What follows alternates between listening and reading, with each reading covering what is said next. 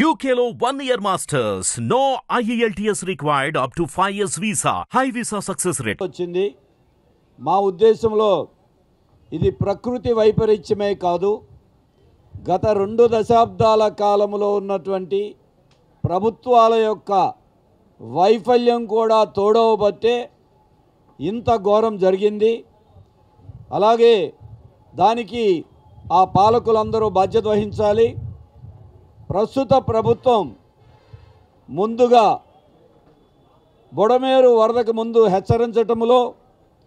హెచ్చరించి బాధితుల్ని ఖాళీ చేయించి వాళ్ళ కాపాడటంలో తీసుకోవాల్సిన జాగ్రత్తల్లో కూడా యంత్రాంగం వైపు నుండి లోపాలు జరిగినాయి. ఇప్పటికైనా కేంద్రం యొక్క సహకారాన్ని పొంది రాబట్టి ప్రతి ఒక్కరికి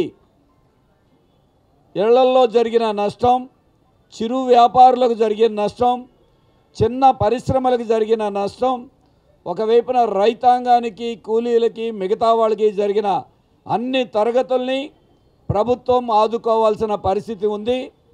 10 రోజులు గడిచినా ఇవాల్టికి సాధారణ పరిస్థితి అనేది ఏర్పడలేదు. పై స్థాయిలో ప్రభుత్వం చేస్తున్న కృషి దిగువ స్థాయిలో, క్షేత్రస్థాయిలో ప్రజలకి పూర్తి స్థాయిలో అందటం లేదు. అటువంటి సహాయ కార్యక్రమాలు ఇంకా సరిపోవటం లేదు. కాబట్టే మేము పార్టీ తరపున తక్షణంగా వాళ్ళ చేతిలో చిల్లి గవ్వలేదు, కట్టుబట్టలతో బయటకు వచ్చారు. కాబట్టి వాటికి 25,000 రూపాయలు తక్షణ ఆర్థిక సహాయం ప్రతి కుటుంబానికి ఇవ్వడంతో పాటుగా అంచనాల తర్వాత ఎంత మేరకు నష్టం జరిగిందో అది 1,00,000, 2,00,000, 5,00,000 నష్టాన్ని అంచనా వేసి పూర్తి స్థాయి ఆర్థిక సహాయం అందించాల్సిన అవసరం ఉంది. దాంతోపాటు ప్రజలు చెల్లించాల్సిన విద్యుత్ బిల్లులు, కరెంటు బిల్లులు 2 నెలల పాటు వాయిదా కాదు రద్దు చేయాలి. ఇంటి పన్నులు, ఇతర డ్రైనేజీ ఛార్జీలను కూడా రద్దు చేయాలి. బ్యాంకులకి చెల్లించవలసినటువంటి వాయిదాలని అటు డ్వాక్రానా, పొదుపు సంఘాల, రైతుల అవకాశం ఉన్న వాటన్నిటిని రుణమాఫీ చేయాలి. మిగిలిన వాటికి వాయిదాలేసి రీషెడ్యూల్ చేయాలి. సబ్సిడీతో ఉన్నటువంటి రుణాలు ఇవ్వాలని చెప్పేసి మేము కోరాం.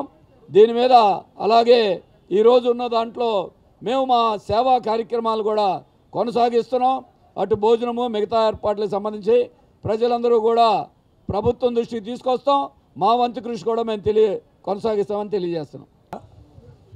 ఇంత పెద్ద ఎత్తున కృష్ణానది వరదలో భవిష్యత్తులో కూడా ప్రకృతి పరిణామాలు మారుతున్నటువంటి రీత్యా పెరిగే అవకాశం కూడా ఉంది. మరి దీన్ని తట్టుకునే పద్ధతిలో అటు కృష్ణా డెల్టాలో కానీ, కృష్ణా పరివాహక ప్రాంతాల్లో కానీ మొత్తంగా బ్యారేజీల్ని, కట్టల్ని పటిష్టపరచాల్సినటువంటి అవసరం ఉంది.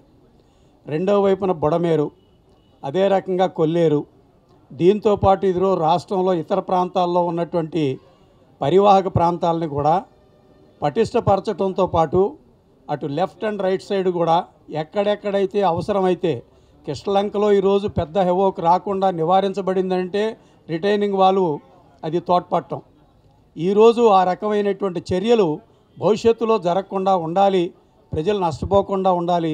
అటు ప్రాణాలు కానీ, ఆస్తులు కానీ, లేదా కుటుంబాలు కానీ, రైతులు కానీ దెబ్బతినకుండా ఉండాలి అని అంటే ఖచ్చితంగా అవసరమైనటువంటి కట్టలను బలోపేతం చేయటం, రిటైనింగ్ వాల్స్ అనేటటువంటి నిర్మించటం అవసరం. బుడమేరుకు కూడా గతంలో శివరామకృష్ణయ్య కమిషన్, మిత్రా కమిషన్ రకరకాలైనటువంటి సిఫార్సులు చేస్తున్నారు. ఈరోజు దాన్ని అప్డేట్ చేసి బుడమేరు ఛానల్ ప్రాపర్ అయినటువంటి పద్ధతిలో అటు డైవర్షన్కి కానీ లేదా దీనికి సంబంధించినంత వరకు కూడా ఇప్పుడు 15,000 క్యూసెక్కుల వరకే ఉంది దాని కెపాసిటీ. దాన్ని ఈరోజు కనీసం 50,000 క్యూసెక్కుల వరకు పెంచాల్సినటువంటి అవసరం నేడు ఎంతైనా ఉంది. దీనికి సంబంధించి కూడా ముఖ్యమంత్రి గారి దృష్టికి మార్క్సిస్ట్ పార్టీ రాష్ట్ర నాయకత్వం తీసుకెళ్ళటం జరిగింది. వీటన్నిటినీ మేము పరిశీలిస్తాం, తప్పనిసరిగా తగినటువంటి చర్యలు చేపడతా ఉన్నారు. అందుకనే భవిష్యత్తులో ఇటువంటి ప్రమాదాలు ప్రజానీకం గురి కాకుండా, రైతులు గురి కాకుండా, మునక అనేటటువంటిది జరగకుండా ఉండటానికి కూడా ఈ చర్యలు ఇప్పటి నుంచి ప్రారంభిస్తే తప్ప లాభం లేదు.